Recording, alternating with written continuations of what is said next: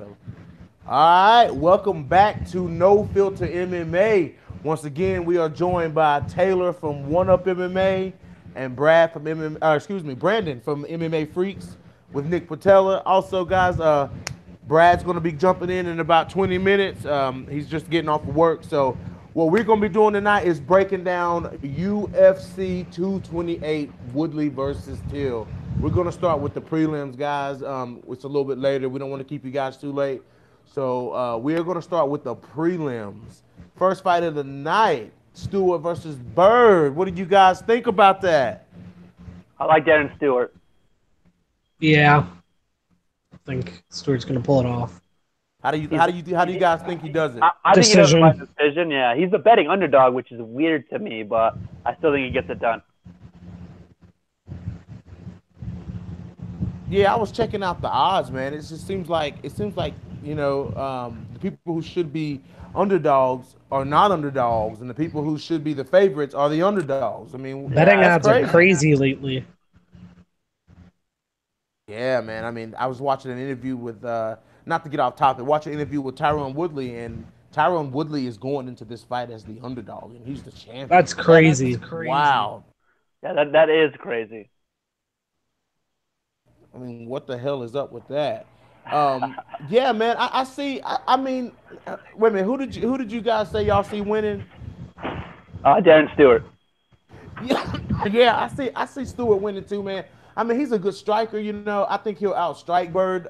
But I could agree with a decision win there. Absolutely.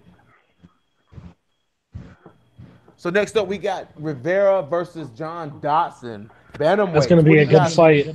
That's a pivotal bantamweight fight, guys. I got Rivera. Yeah, I got Rivera. John Dodson to me, I mean, he was exciting, but he kind of slowed down now. He just kind of plays the decision. And I think Jimmy Rivera is going to be trying to look to come back from that vicious head kick he took from Marlon. Speaking of Marlon, I still say Dodson beat that man. Now you're crazy. You think John Dodson beat Moraes? Yes, I thought Dodson beat Moraes. And actually, a lot of people do. Yeah, they're all wrong. And not to count all the groin strikes. I don't know, Brandon, man. I don't know, man. That's a tough. I mean, but there's some people can. Well, I can't disagree with you because when we're getting ready to talk about Esparza Suarez, I believe Esparza beat the Gadelha. So that was a close fight. What'd you say, Taylor? You guys are both crazy. Claudio won that shit. Yeah, she definitely won that fight. Go ahead, Brandon. My bad. I didn't mean to cut you off, dog. No, I didn't. I was just saying, because it's close. That was a close fight. I could have gone either way. Yeah, that could have gone either way.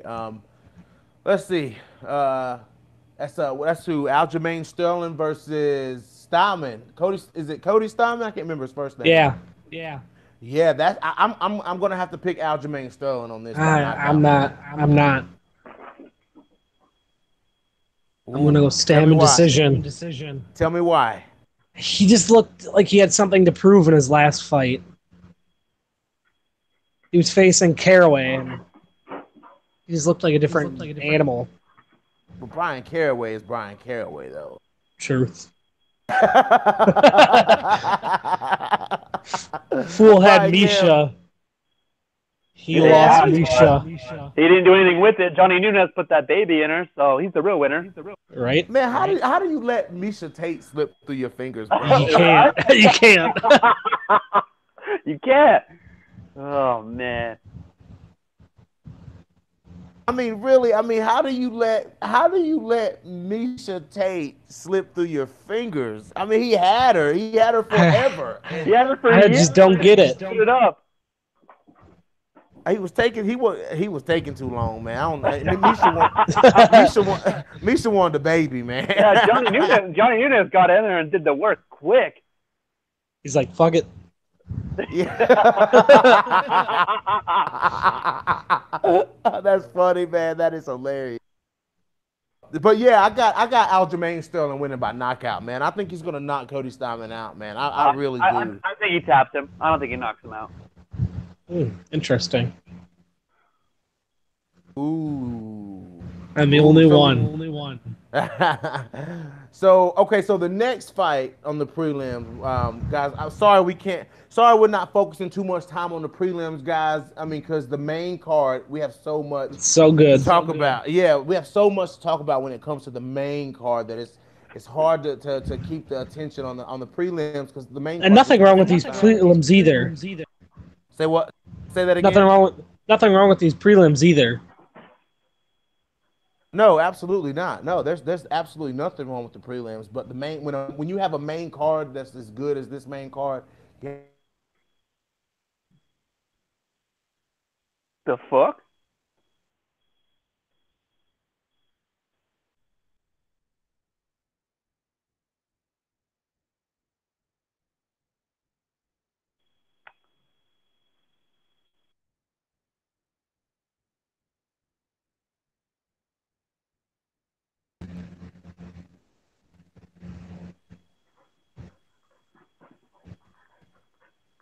What happened? I think it's that YouTube again or whatever, kicking You, us off. I didn't get kicked out. Only you two did. oh YouTube, Oh, that's weird. Yeah, I didn't get YouTube kicked is out this back time. to his YouTube's back to his old tricks again. Here we go. It kicked everybody out but Taylor. But yeah, so Carla Esparza versus Tatiana Suarez. I think Tatiana Suarez. As much as I love Carla and I want her to win, I think Tatiana taps her out in the second. Tatiana's a real deal. I mean, yeah, you want to you want to like Carla Esparza, like you want to root for Carla Esparza, but it seems like Carla Esparza in the pivotal fights, the big fights that she needs to win, it's like she drops the ball. She's been looking better lately. Say it again. She's been looking a lot better lately. Yeah, and it was she looked really good against Claudia Gadelha, and I believe I did not expect that. Yeah, I believe that fight should have went her way. But and let's not forget, y'all, that Carla Esparza is fluent in wrestling. Like she has a wrestling background, but Tatiana Suarez being such a dominant jiu-jitsu, I mean, just such a dominant grappler. It's gonna be hard to get past that. And Tatiana's not gonna stand and strike with Carla because if you looking at Carla's last fight, the improvements in Carla's striking, I don't think Tatiana's going to want to stand and trade with Carla. Because Carla wobbled Gadelha. Yeah. I mean, And, how many people you see doing that? Let's see. Well, fuck, what's her name? Esparza doesn't have the submissions that Tatiana does. She has the wrestling and the control, but Tatiana's the one who has the submission. Yeah, Tatiana Suarez finishes the fight.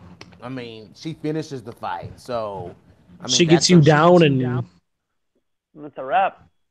So, what do you guys think that if Tatiana does get a win over Carla Esparza, what does that put Tatiana Suarez? I mean, top 5. Yeah, top 5. Loser of Andrade Kovacevic. Carolina, that Polish girl. Yep. So tell me about the opposite. What do you think if Carla Esparza gets a win and defeats the undefeated Suarez?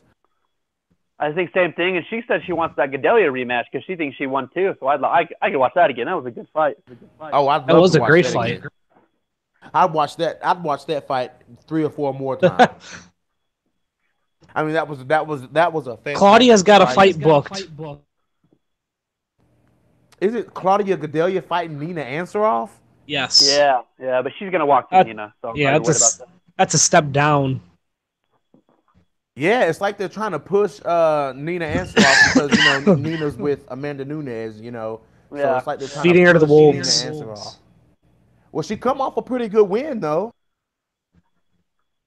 Yeah, but Claudia's an animal. And Claudia's not gonna play the brawl. She's gonna take her down and try to dominate her. Yeah, man, this fight's gonna be good. But I mean, my pick with Esparza Suarez, I'm gonna have to go with Tatiana Suarez, man. She's just way too dominant. Yeah. So all right, so let's move on to the main card. We have Price versus I can't say his last name. Y'all gonna have to say it for me. Hassan. All I know is Hassan. Yeah, I don't know. I got Nico Price. Yeah, either way, I have Nico Price. I'll let you guys talk about that one. Yeah, Nico Price is good, man. Like what he did to Randy Brown. That was crazy. Woo! Dude had it propped up with his foot and just hammer fisted him to unconscious. And that wasn't even his dominant hand. Yeah, that's crazy. I just think Nico's going to be too versatile. Yeah, too versatile, too creative, too well-rounded, and I think he takes that kid. All that kid has is one punch. That's interesting that you guys say that. Who's the favorite in that fight? Is it Nico Price the favorite in that fight? It's Hassan. Wow. Oh, wow. Yeah, which was crazy when I found that out. I was expecting Nico Price to be the favorite in that fight. After what he did. I would have, yeah. Yeah, wow. That's I told you, man, these betting odds have been wild the past couple of cards, man. What they have. Oh yeah, oh yeah. So okay, so we're gonna move on to let's get to the meat. This is the meat. This is where the meat of the card. Well, actually, I mean, I think that the Price fight should be switched with the Esparza Suarez fight. I believe Esparza Suarez should have been on the main card. You know, because that's a people are looking forward bigger to seeing fight. that fight. Bigger fight. Two ranked fighters, both pretty close to a title shot. A rising contender. Yeah, absolutely. And the former champion. Yeah, former champion. Yep. So wait a minute, real quick before we move on. Just real quick. Let's go back to the strawweights real quick. What do you got? People are calling Rose Namajunas weak because she said that she doesn't come out of her house much ever since the Conor McGregor incident happened. Because we know. I have a feeling she said something and it got taken out of context and everyone's going loose with it. Yeah, I find it hard to believe after the performance she put on against Joanna in the second fight. Immediately after that. Like, I mean, if Rose Namajunas anything, it's not mentally weak. Let's be honest here. She's a savage. But I believe, if I'm not mistaken, didn't her coach say that? That's why I think it was taken out of context. That doesn't sound like something your coach should say. I mean, yeah, but Francis' coach said, that he believed in his own ego and he wasn't as good as he was.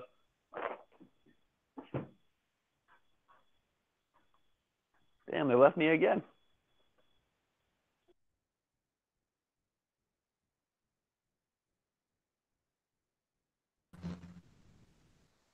Christ's sakes. You guys did something because it doesn't kick me out. It's you two. You guys are the problem. What could it be? I don't know. You guys just YouTube doesn't like you. Well, we didn't have any issues the first time we did this, and now the last two times. Yeah, we didn't have any problems with Arlene Vaughn either. It was smooth and everything, and now it's crazy.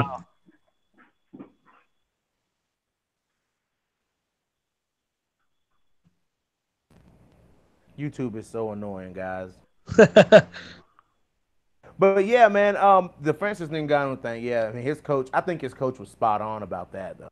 Yeah, but I just wouldn't expect your own coach to say that about you. So maybe Rose's coach did say that. I don't know because I didn't. Which coach was it? It wasn't Trevor Whitman for sure. It wasn't Trevor Whitman. I doubt it was Tony. I doubt it was Tony Basile either. Yeah, there's no telling which coach. I have to go back and read the article again to see. Tony's one of the nicest guys on earth. He loves Rose. Yeah, he wouldn't say that. I don't think he would say that. Neither would Trevor Whitman. No, Trevor Whitman wouldn't say that either, no. But anyways, let's get back to Jessica Andrade versus Karolina Kowalkiewicz. That's my girl. Jessica Andrade is going to maul that poor girl. You think Jessica Andrade is a weight bully? Because a lot of people call her a weight bully because she fought as high as 135. She's a savage. Yeah, I mean, I would do that if she had like terrible conditioning, but her conditioning has gotten better every time she fights at 115. Like when she fought Claudia, that was a grueling fight, but she never slowed down. So I think at first she was using her strength, and that was all she was relying on. But I think now she's rounding out the technique and with the cardio. Honestly, I think this fight could be really good standing and competitive, but if it goes to the ground, it's over. Say that one more time. Fight on the feet, I think it's a very good matchup, very competitive. But if Andrade just bullies Carolina to the ground, it's over. Yeah, I mean because Jessica Andrade didn't she bully Tisha Torres like that? And Claudia Gadelha. Yeah. And look what Claudia did to Carolina. Yeah, choked her out. I mean, MMA math, but yeah, MMA math is a trip. But I mean, I think that with Carolina Kowalkiewicz has really good striking, and but I don't think she possesses the power and the size to really cause any problems for Jessica Andrade. I mean, Jessica Andrade she's been hit by girls who hit way harder than Carolina. Carolina's tiny in comparison to the muscle mass of Jessica Andrade. So if Carolina wins, it's decision. Yeah, Carolina's a volume chick. She's not about power. It's about volume and just overwhelming you with that. But she ain't gonna be able to do that to my girl Andrade. The only way she wins is decision. I think a really good matchup for Jessica Andrade, and you guys may flank me for this, but I think you guys know what I'm going to say. I think Mackenzie Dern. That's not. I think it is an interesting matchup. I think Mackenzie Dern possesses the power to really shake Jessica Andrade. I mean, Jessica Andrade is way bigger. Say that again. And Mackenzie's way bigger than Jessica. Yeah, but Mackenzie Dern, she has the jiu-jitsu. I think Dern could beat her on the ground. I think it'd be the same thing as Amanda Cooper. She rocks on the feet, takes her down, strangles her, and that's it. Because Mackenzie Dern throws with that girl throws power. Oh my gosh! I mean, she throws with power. And if Mackenzie Dern could land a bomb on Jessica Andrade, that would be a huge game changer for that fight if that fight was to ever happen. Yeah, and it doesn't matter the round because in Invicta she dropped some girl in the third and then choked her out. So her power is always there. Always. Yeah. So I'm gonna pick Jessica Andrade to win this fight just because of the size and the power and the weight difference, man. I'm going Carolina decision. No, it's gonna be Jessica Andrade, and then she's gonna marry me. But Jessica Andrade, I mean, I just think she's. I mean, Carolina Kowalkiewicz. Let me say this. I just think Carolina Kowalkiewicz, she just doesn't have the power. Like you said, like one of you guys said, she's a volume. She's a volume girl, Which like the matchup with her and Joanna Jędrzejczyk was like the perfect matchup, And she almost had her too. She rocked her in that fourth or fifth round. Bad. Yeah, she did. Yeah, that's what I'm saying. You got, and that to the volume thing. You know what I'm saying? Like that was a really good matchup with her and Joanna because they threw a lot of volume in that fight. Yeah. Yeah. So, like I said, I'm gonna pick Andrade to win that fight. So, So I'm staying with Carolina.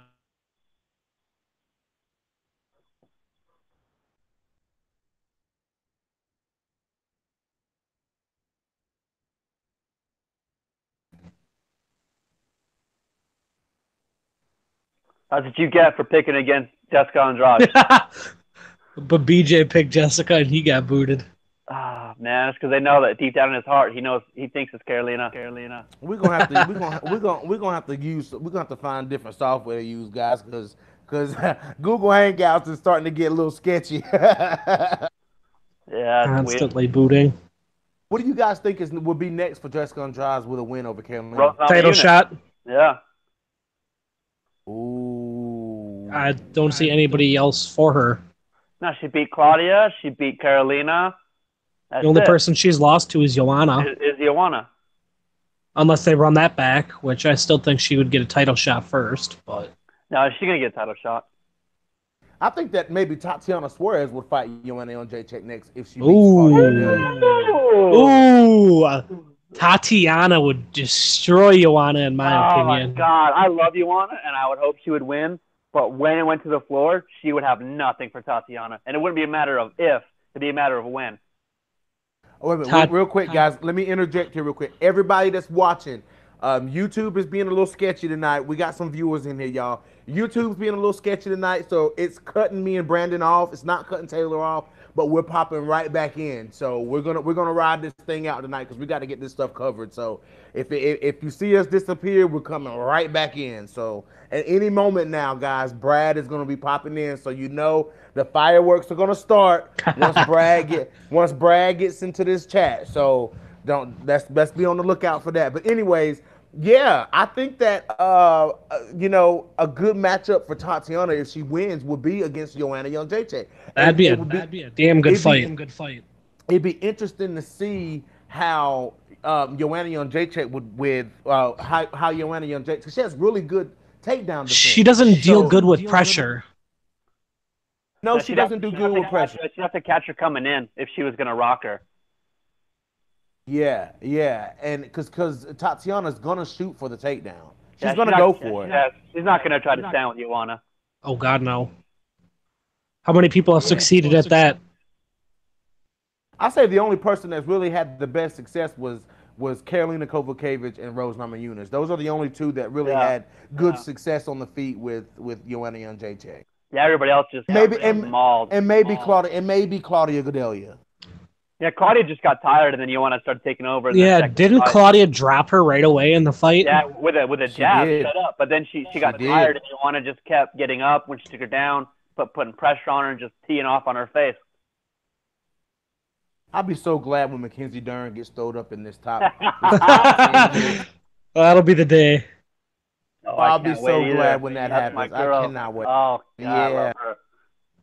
So, okay. What do you guys think would be next for Karolina Kowalkiewicz if she wins? Title shot, rematch with Rose. She beat Rose. Yeah, she beat Rose in a very close split decision. I believe it was split. Yeah, I tell you, it was. If it was unanimous, it was probably the close unanimous decision ever. But yeah, she has a win over her, and if she gets it over Jessica Andrade, then yeah, I think winner of this fight. This is the title limiter. Winner of this fight is fighting Rose next. Rose basically tried fighting a Muay Thai fight with her and did not end well. No, it did not. Yeah, you're right about that. She was getting beat up to the body, and she's never looked like that. She's never looked gassed or anything. Yeah, I've never seen what's her face? Yeah, Karolina go to the body until she started doing it to Rose, and it worked so well. Those knees were. Oh, yeah, I remember she had her just starts unloading like 3 or 4 at a time. And then she'd go through with a break elbow. Yeah, off the break, yeah. Her elbows from the break and from the clinch are really, really good. That Karolina Felice Herrig fight. Yeah. Oh, yeah, that was a really good fight, dude. So what's next for Felice Herrig? Ooh. Could she get Joanna? No, wait, no. She's fighting Waterson. She's fighting who? Michelle Waterson. I just think Michelle Waterson is too small. I think she's. I think Michelle Waterson is a true atom weight. You know. I think Felice beats her due to size and strength. Yeah, she won't be able to take her down like she did Courtney Casey. No. Yeah, because Felice Herrig is just cut up. She's ripped up. Oh yeah. So I mean, that's a toss up right there. I mean, that's crazy. But I'm going. My official pick for that fight would be Jessica Andrade. Yeah, buddy. So let's go on to Davis versus Magomed Sharipov. I can't say his name. Magomed Sharipov. Magomed Sharipov. There we go. Killer. Zabit's gonna knock this kid out in the first round. I don't see it. I see him beating him up on the ground for 3 rounds. Nah, he's gonna KO him in the first round. Nah, Davis has got so much heart and chin. He is never. I don't even think he's ever been finished. Yeah, well, Saturday's the first time. I think he's got too much. I think he's got too much heart for. He practically beat Bokniak. I have some. Zabit got pieced up in the end of that third round by Bokniak.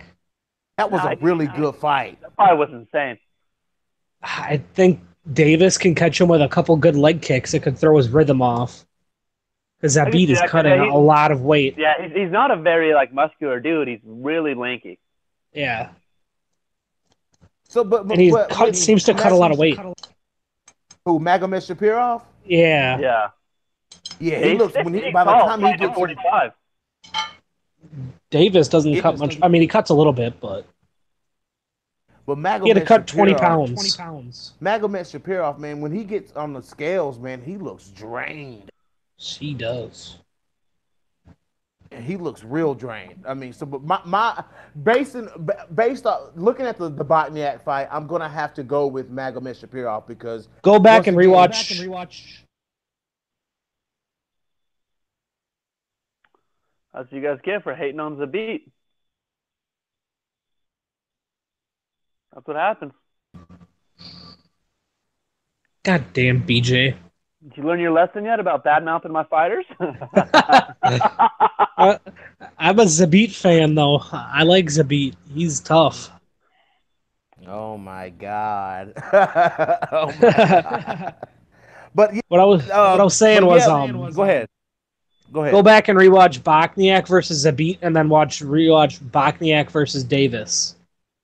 They have that similar opponent. Yeah, but Magomed Shapirov is like, he's one of those, in the Botniak fight, he's one of those high volume guys, though. He's got some wild kicks, too. Yeah, and he's got the reach, you know? So, and then he's got that weird trip. That what? Weird trip. He comes in with a collar tie and he just trips your back foot out.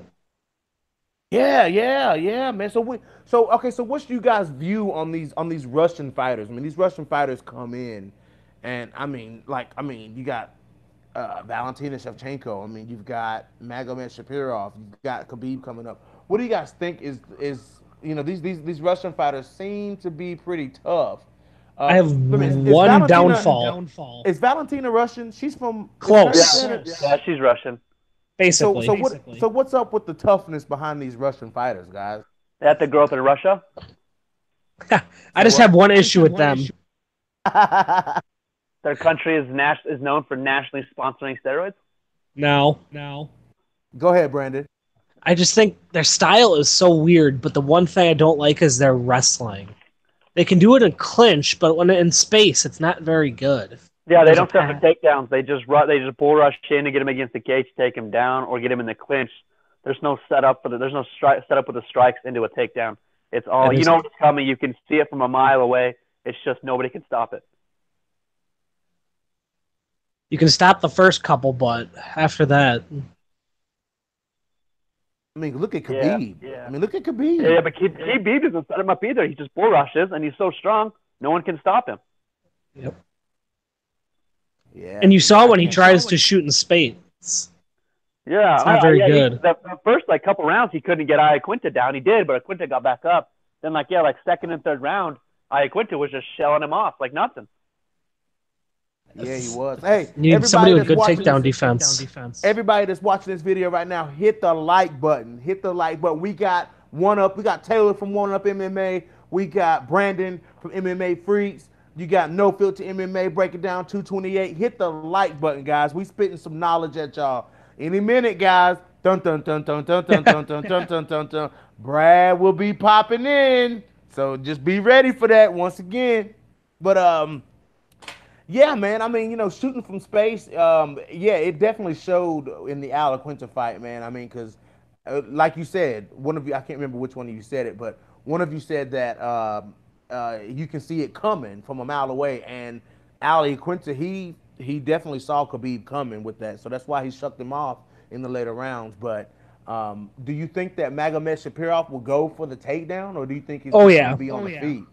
I think it depends. I think he'll do a mix of both. Yeah, I think if he starts getting hit, just to throw it in there, just to mix it up, he'll go for the takedown. But I see it being that weird trip that I was talking about. I don't see him trying to clinch with a Muay Thai guy. Yeah, it's true.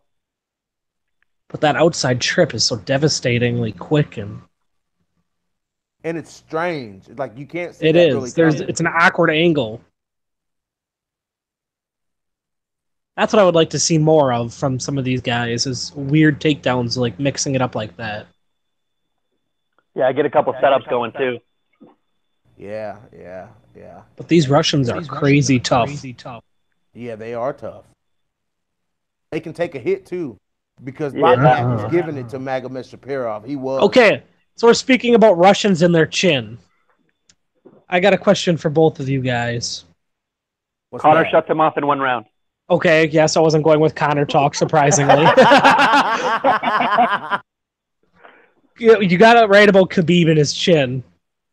I was talking to somebody earlier, and they think his chin is so good because Michael Johnson and Barbosa. Everyone's saying Barbosa's kick landed so good.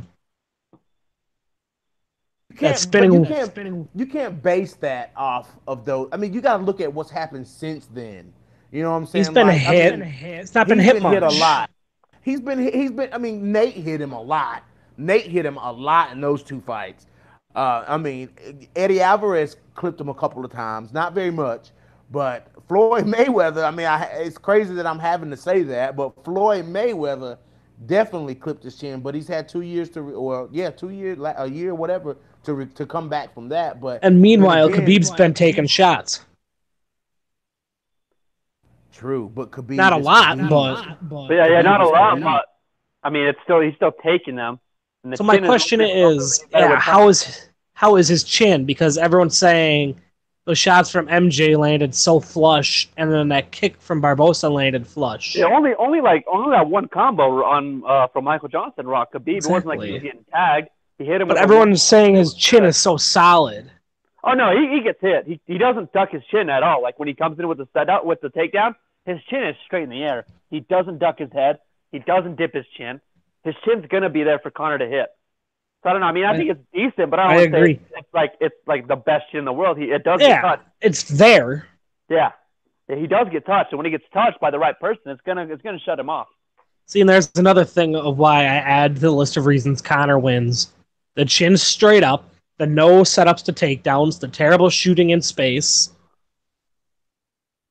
It just all adds up. Mm-hmm.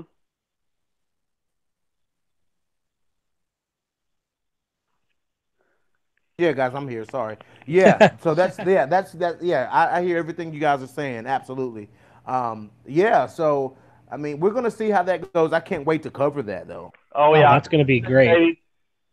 Woo! And UFC Milwaukee just added Barbosa versus Hooker. Ooh, I feel bad for Dan Hooker. I do too. Like, I mean, I like that Hooker. He's a good striker, but he ain't no Brazilian kicker. Everyone says Barbosa is overrated and average. I mean, he's top 3 for sure. I don't think he'll ever be a champion, but top 3, that boy. And no one kicks harder or faster in that division than Edson Barbosa. Look what he did to Khabib and Kevin Lee in both of their fights. Yeah, they're both terrified to stand with him because he lights people up. He's late in rounds. He's gassed, and he's throwing spinning wheel kicks and hitting him still. Yeah.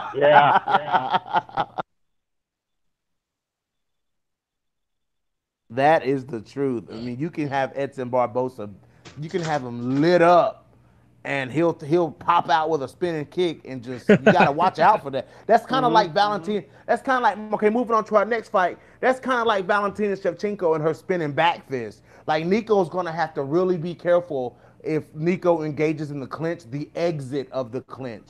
Because I was reading about that. Go ahead. I was just reading that in Junkie. They were describing the matchup, and I just don't think it'd be smart for Val to go for spinning back fist. No, because if you don't time it right, it opens up the takedown. Yeah, and Nico's or a counter for that takedown. Yeah, if you just step back and let her swing, and you come out with a straight right or left, you can't hit her. I've learned my lesson throwing spinning back fists. Yeah. I got clipped with a clean hook. Ouch. Yep. Ouch. Out. I was out. So that brings us to our next fight. Valentina Shevchenko challenging the new flyweight champion Nico Montano in Nico's first defense at flyweight. So let's get into it. We might as well.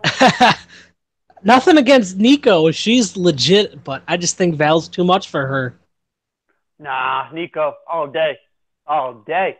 I think Val's got the experience and the speed, the No, better and striking. and Valentina is very dangerous. She's a She is. very dangerous. Well, She's a very dangerous she counter starts to believe her striker. own hype. I think she believes she is God's gift to Earth in that division, and she gets sloppy, and Nico takes advantage of it and gets a decision. I could honestly see that. I know we're getting ready to get cut off like normal, but I want to get into this real quick. I want to get into this real quick, guys, because I'm a part of a lot of groups on Facebook, and one of the things that was being talked about was the fact that Antonina Shevchenko is now fighting a top 10 ranked flyweight, Ashley Evans Smith. She's gonna smoke Ashley Evans Smith. This is the thing that this is the issue that I have with that, and I've said this before on No Filter MMA. I wish Brad was in here for this, but I think that they're kind of building up a hype train around the Shevchenko sisters, and this is why I say that. I say that because look at what happened with Valentina. I don't believe that once you shout out to the article that you wrote, Taylor, by the way, man. That was a fantastic article, man. I mean, like that was amazing. But this is what and I said this you quoted this in that article when I said that what you do in one division should not translate to another division. No, it shouldn't. And exactly. So for one, Valentina comes into the division and there's girls already there in the flyweight division with multiple wins in the UFC, you put her up against, a girl making. Oh man, these kids. This is what happens, man. They keep getting kicked out. I'm glad it's not me this time though, because.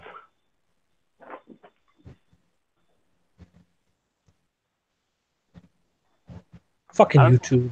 I don't know what your guys' problem is.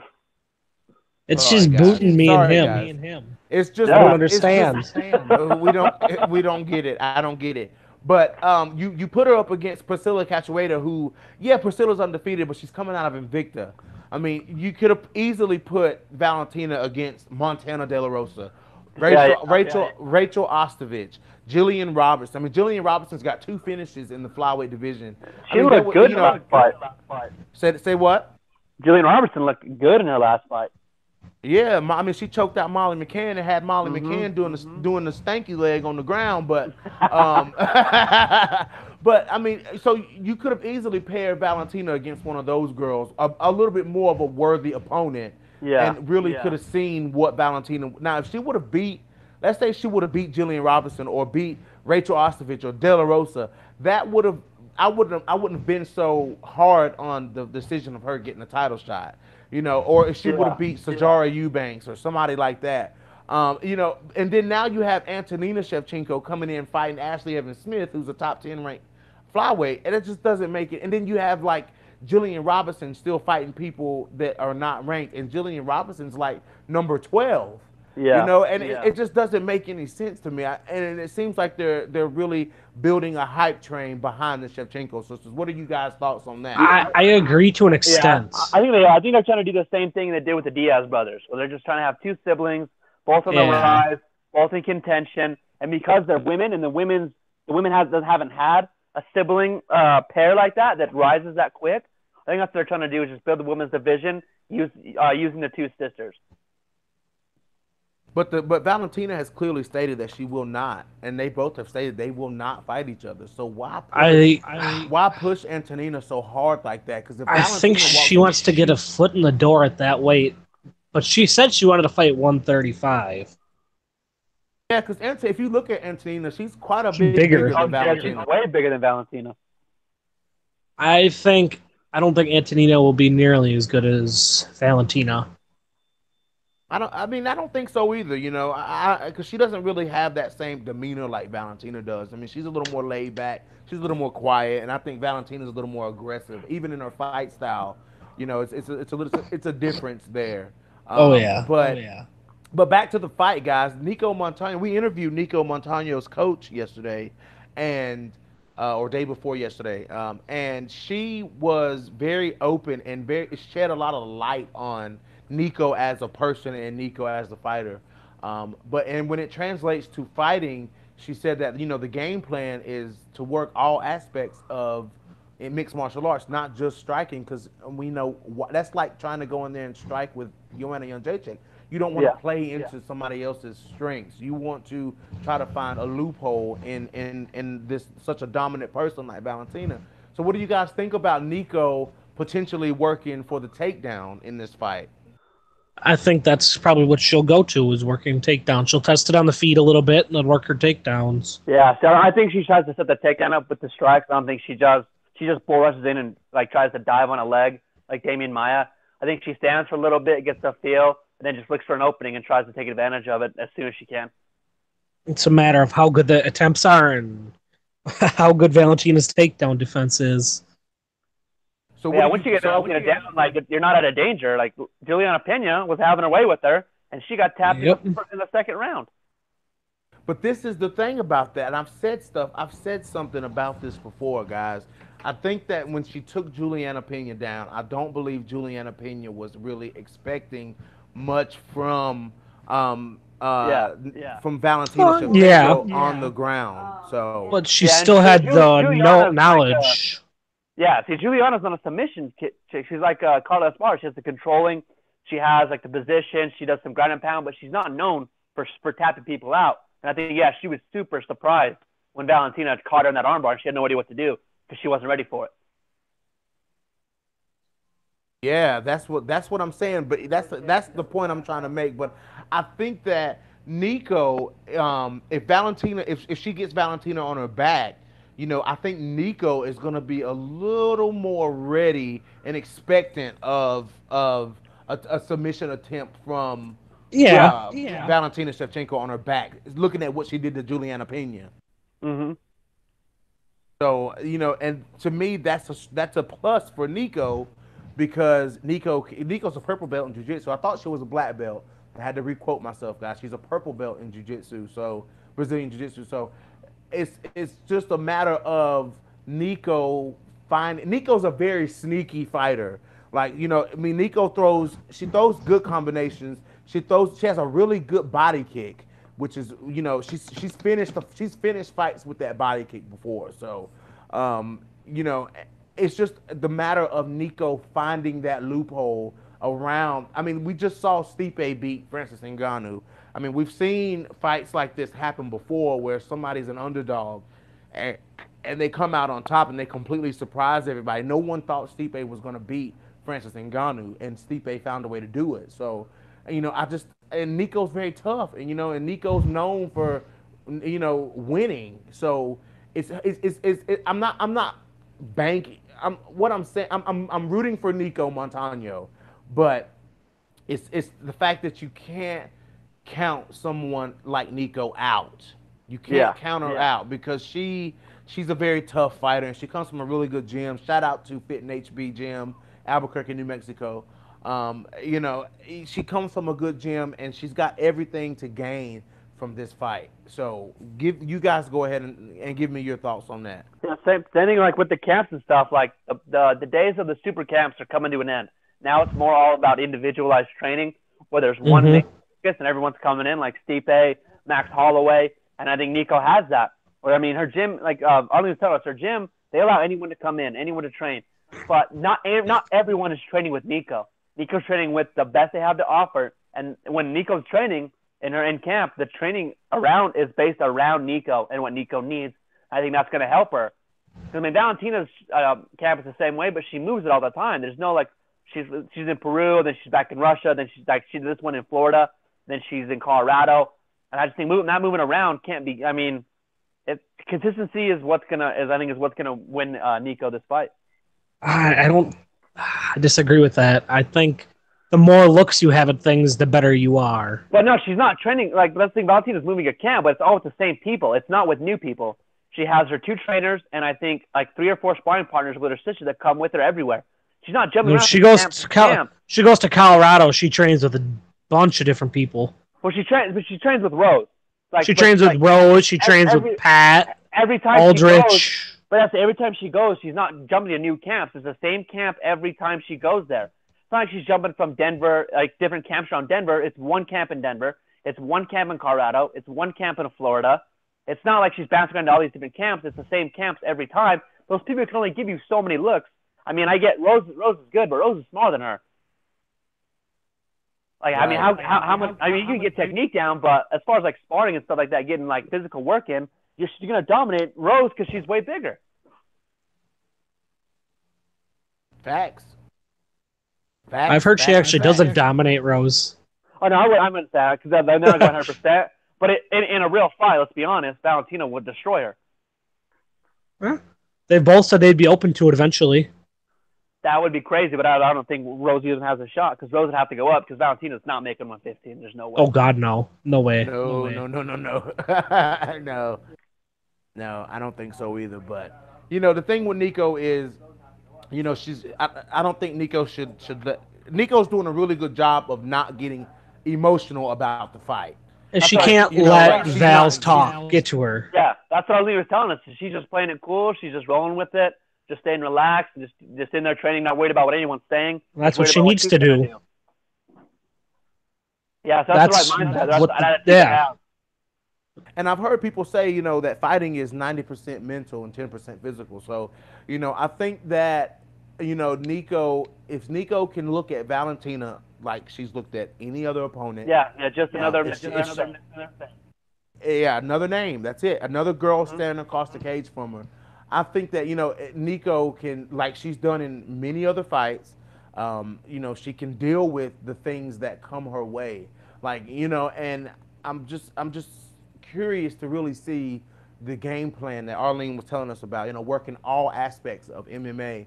I'm ready to see how Nico can handle the storm of Valentina Shevchenko because, when Valentina, like I said, Nico has holes too. She's a little slower than everybody has holes. She's a little slower than Valentina, But Nico throws with a lot of power. You know what I'm saying? She has the ground game. It's just if Valentina wins, that'll be a great. If Valentina wins, it'll be a hard fought win. It won't be it won't be a finish or it won't be. No, she's not going to put Nico away, And I think she TKOs her. Watch your mouth. Ooh-wee. In the second.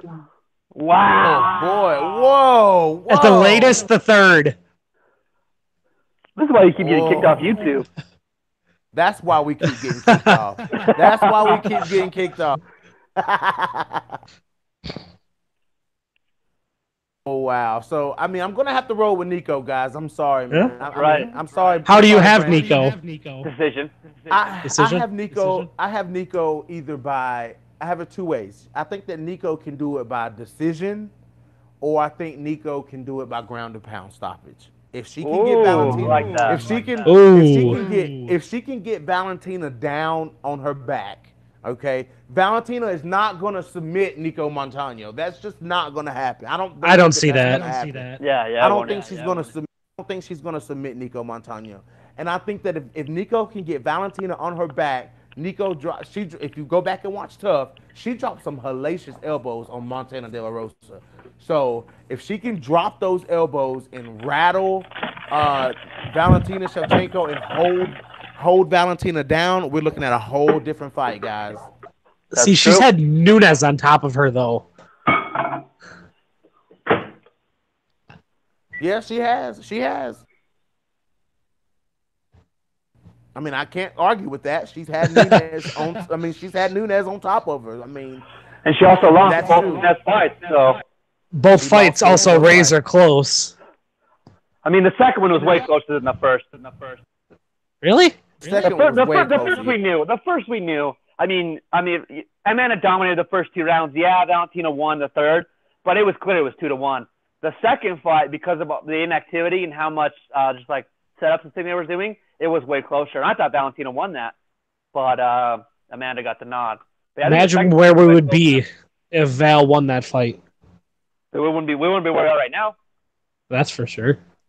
Yeah, Amanda would have got it. Amanda would have got up there Yeah, the third fight, and Amanda would be fighting Cyborg because they would have done the third Shevchenko fight.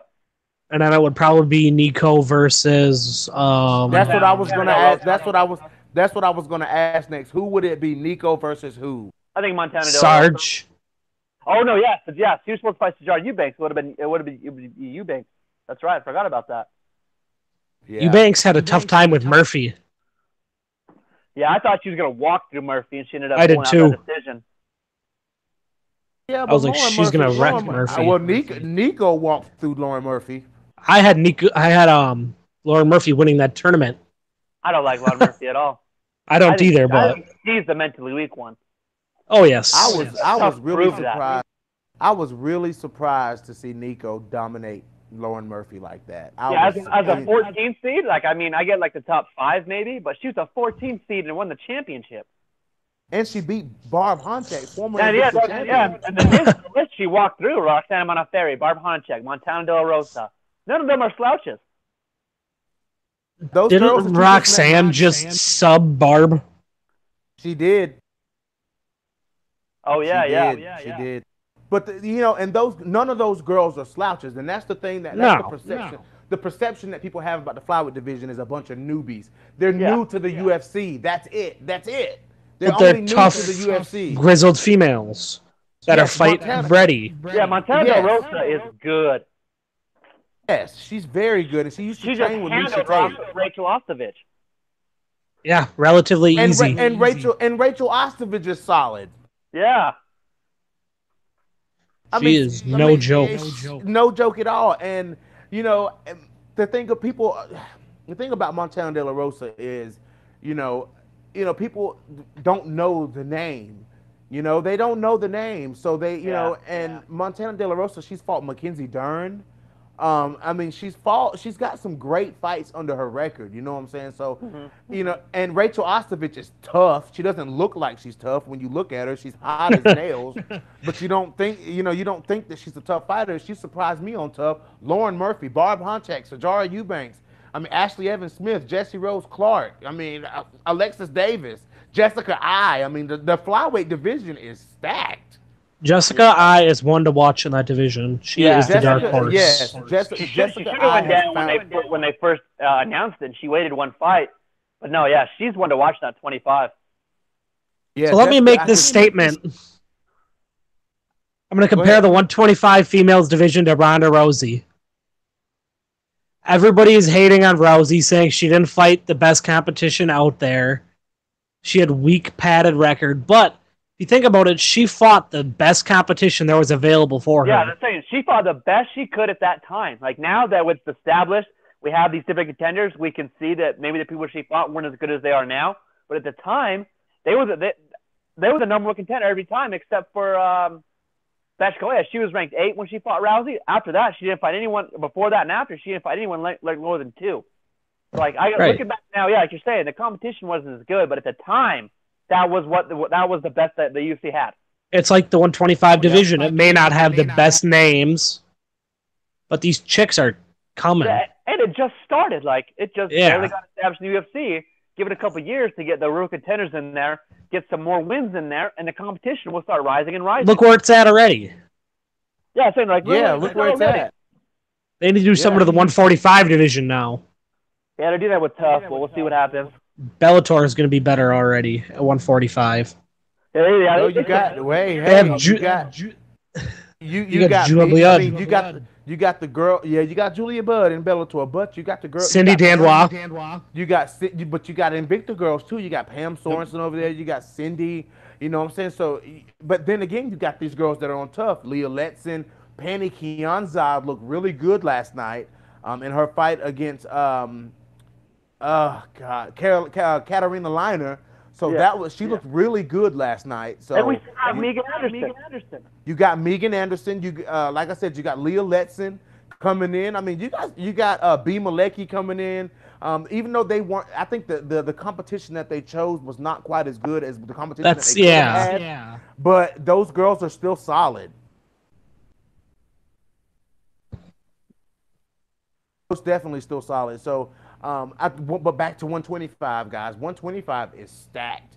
And whoever becomes or remains the champion after Saturday is gonna have has gonna have a lot of rough roads ahead of them.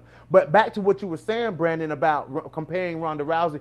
Yeah, the competition that was there when Ronda and Misha ran the division.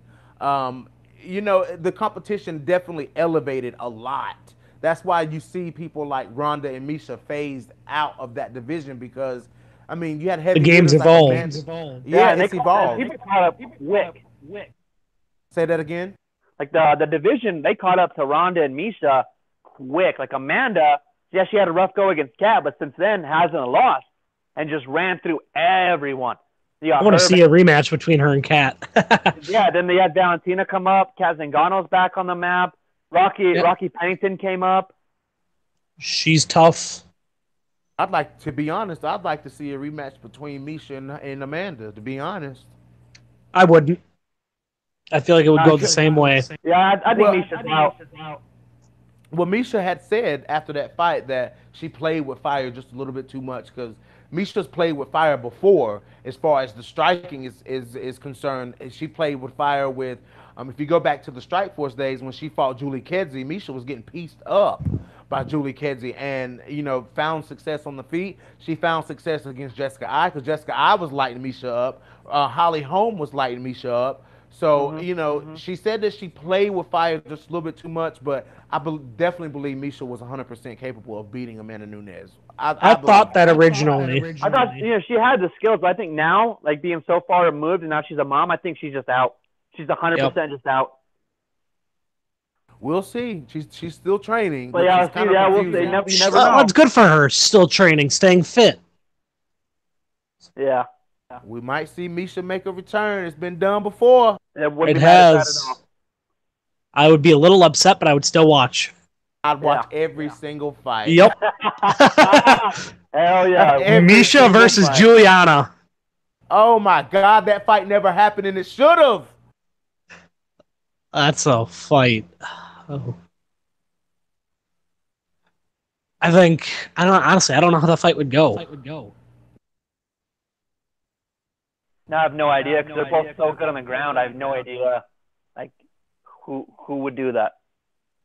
They were pushing for that fight, but Amanda Nunes got thrown up into the title contention, and it just kind of screwed Juliana Pena out. But it is what it is with that. But next up, my official pick is Nico Montano for that. Yeah, Nico Montano. What you got, Brandon? I got Shevchenko. Blasphemy. Blasphemy. That YouTube about to kick you out again.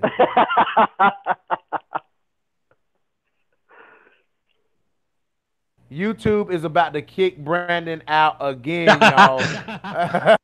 Gotta remember, it kicks you too.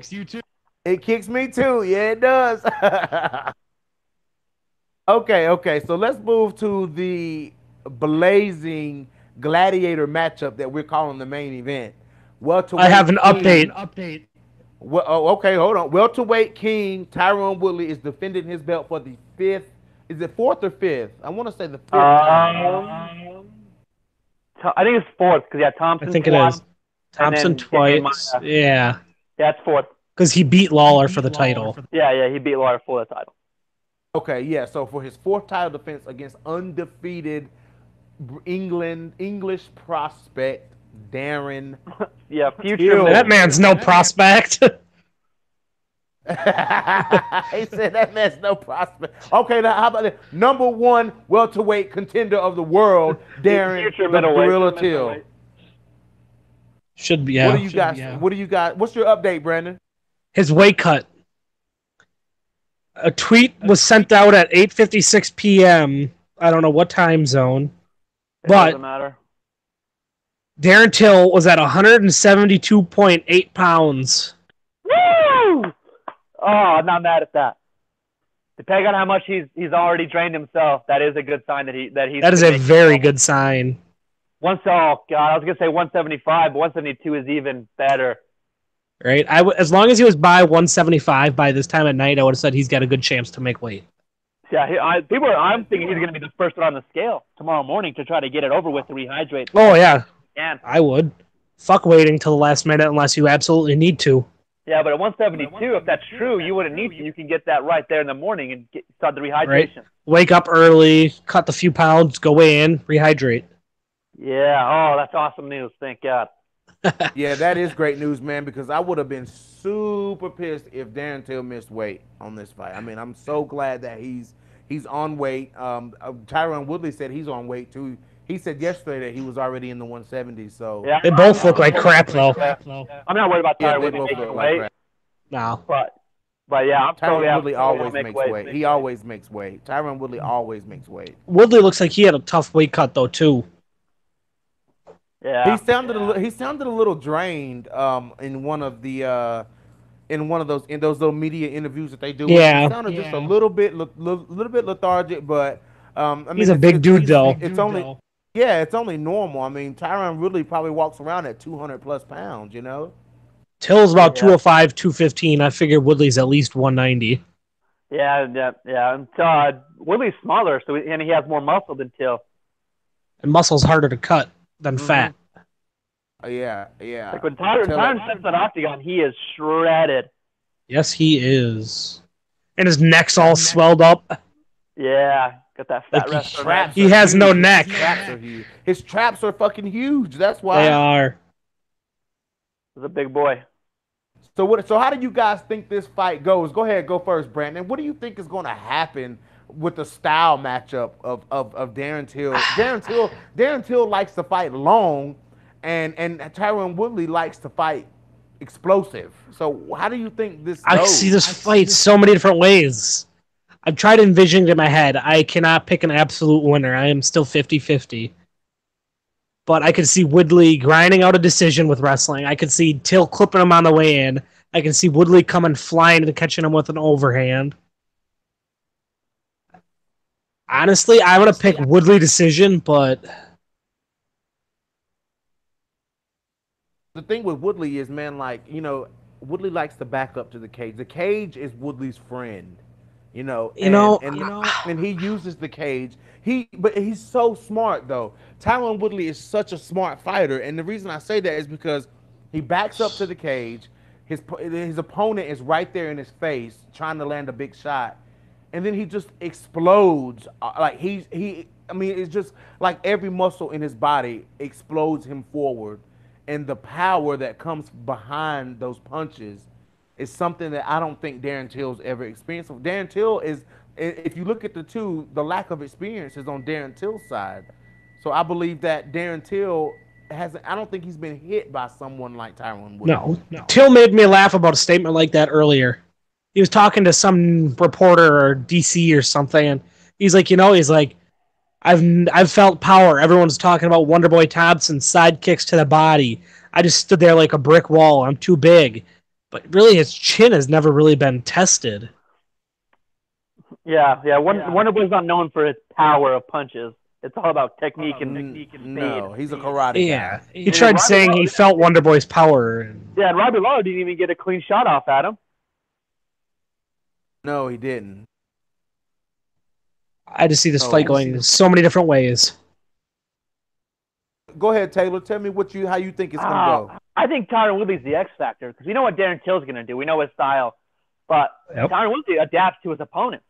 Like when he fought Stephen Thompson, he never rushed in forward or like that. He didn't take any unnecessary risks. But when he fought Robbie Lawler, he was in his face, he was aggressive, and he knocked him out in the first round. That's what he needs to do. See, I think Tyron Woodley's going to come forward because he thinks the weight cut is going to drain Terrence Hill. I think he's going to come forward too. Yeah, for multiple reasons. That he's going to fade early because he knows Till's going to try to get it done early because of how drained he is, and then Tyron's going to try to just come forward and just put pressure on him, put him against the cage, and just try to either unload or just keep him busy enough that he wears him out and then tries to get him in the third.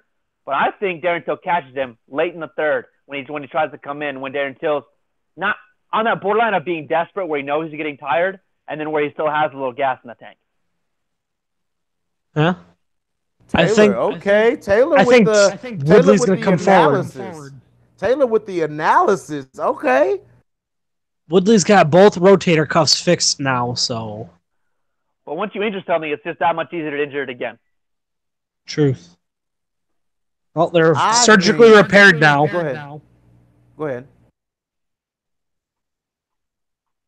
I think this is what I think, fellas. I just think that Till took a page out of Woodley's book when fighting Stephen Thompson. Stephen Thompson is a dangerous. Oh no, that Tyron laid the game plan out to beat Stephen Thompson.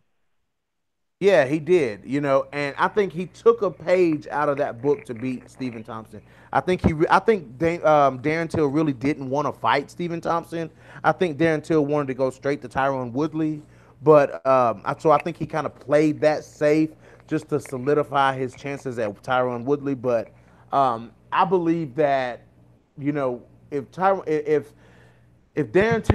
Till thinks that this is going to be an easy fight for him. I mean, I don't think he thinks it's going to be an easy fight. He hasn't said that. No. But he hasn't said that. But he doesn't sense fear. Say what? He has no fear. No, he doesn't. And Tyron Woodley picked up on that. He said, you know, I didn't see any pussy in this guy when we did the face-off. He said, I seen a legit contender, you know, a legit guy that's wanting to come and take my belt. But, you know, it's a little different with Tyron Woodley when he's fighting somebody like a specialist like Stephen Thompson or Darren Till. When he fights those specialists, that's when he struggles. He's very cautious with that, because you can kind of argue that Tyron Woodley is one-dimensional, sort of. You know what I'm saying? He's got the wrestling to back him up, but he's also, you know, become a very fluent striker. So everybody says he's boring and all that, but I think it's just the stylistic matchups, like you were talking about, these one-dimensional guys. I think he waited so long to get the title that he plays it safe because it took him so long to get it, and he doesn't want to lose it. I think he has the capability. I mean, like, he does fight the specialist, but I think that he plays it safe because of how long it took him to get the title and how he just doesn't want to let it go. So he doesn't take any unnecessary risks in his mind that are gonna play into a factor of him losing his title. That's why I think he plays it safe. Yeah. But Darren Till is not a specialist. He's a brawler, kind of like Robbie Lawler was a brawler. And look what Tyron Woodley did to Robbie Lawler. Yeah. But yeah, Robbie Lawler was 10 years older than Darren Till when he fought him. Okay, then let's talk about Josh Koscheck. Oof. Josh Koscheck was old. I mean, he wasn't as old, but I mean, he was never going to sniff title contention again. But I mean, I didn't see that coming. What he did to him was, I mean, I thought Tyron was going to wrestle him, and then he put that poor boy to sleep.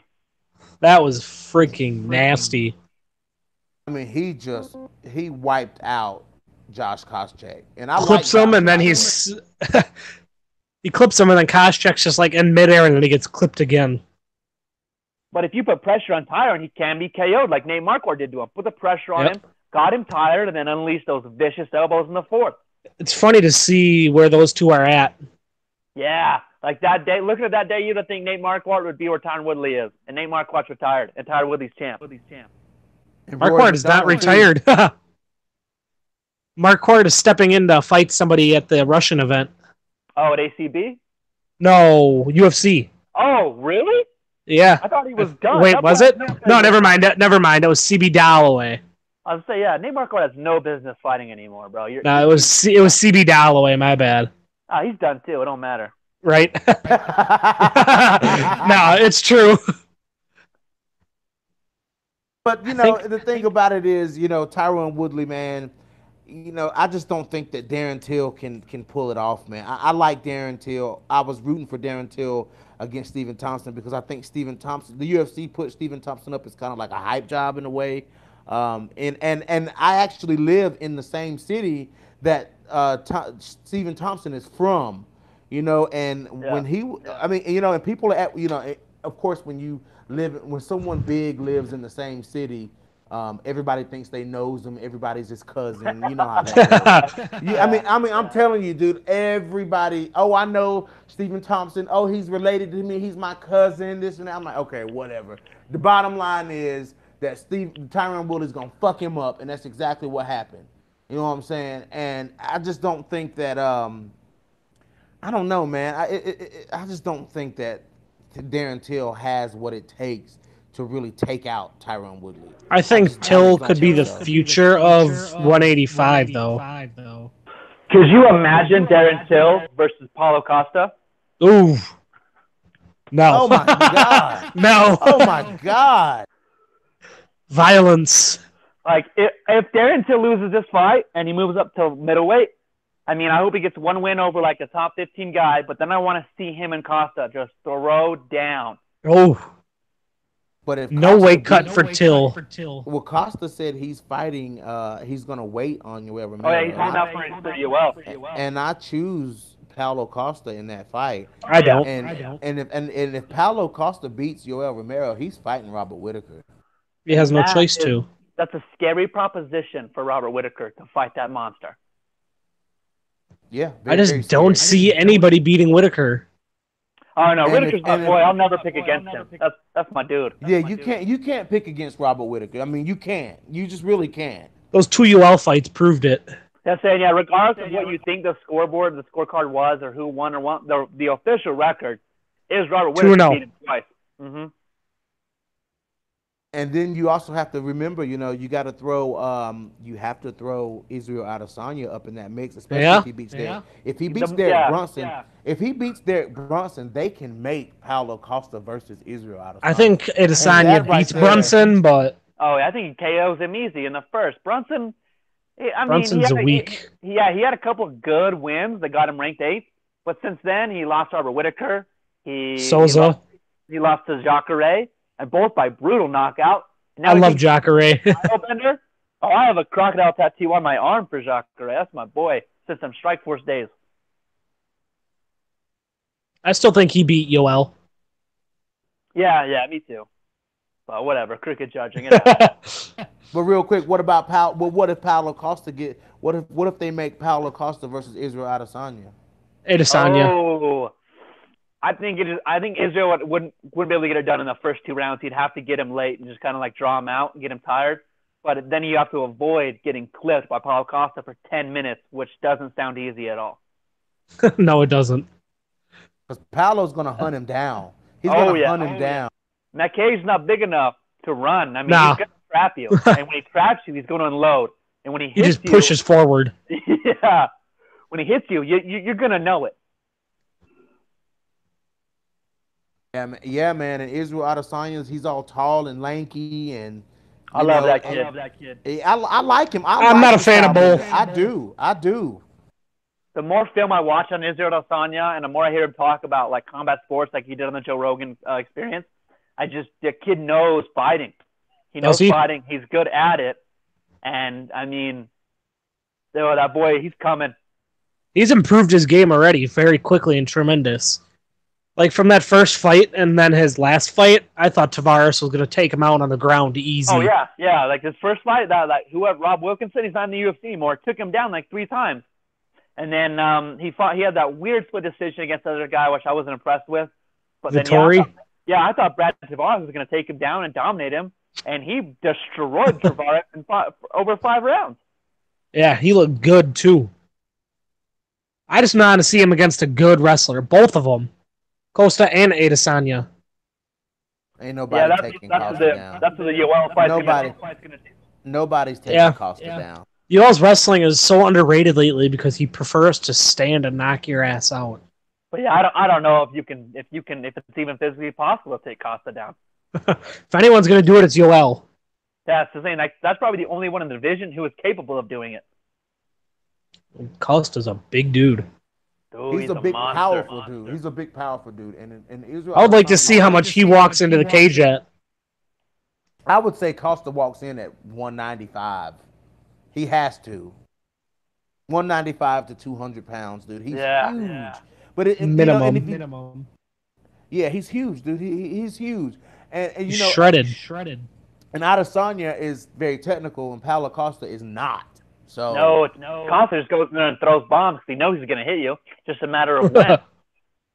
Paulo Costa is like the middleweight male version of Mackenzie Dern on the field.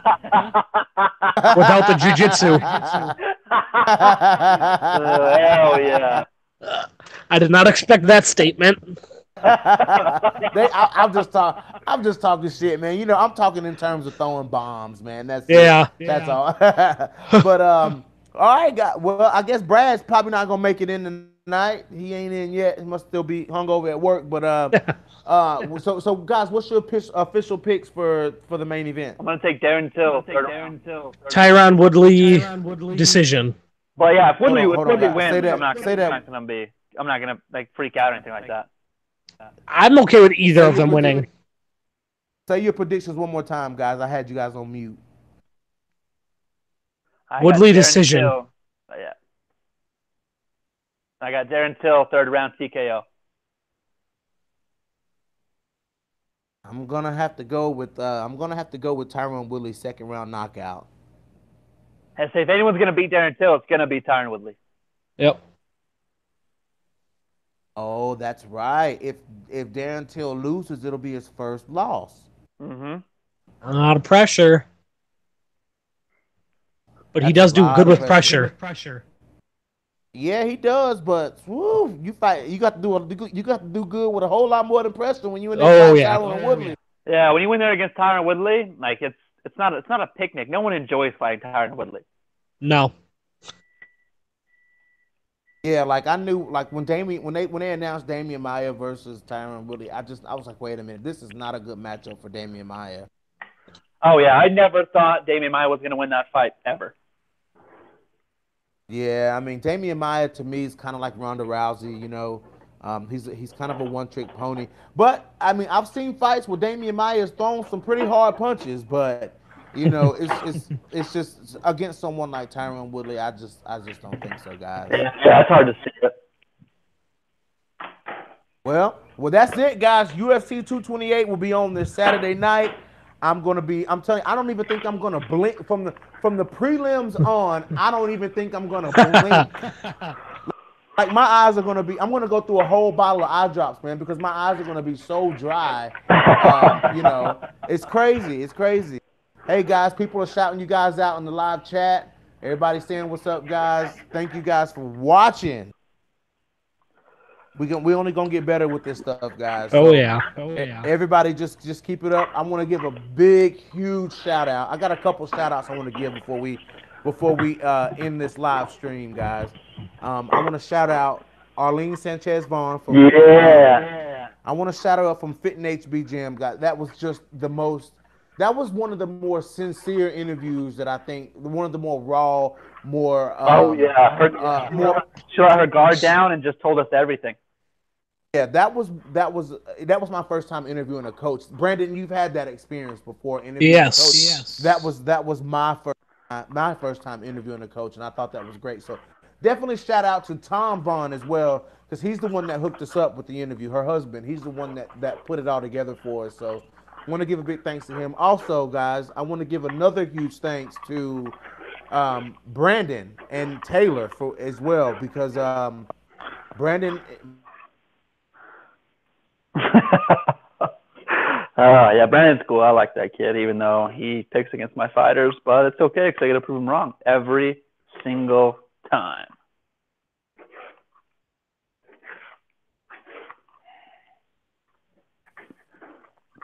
God damn. That's what you guys get.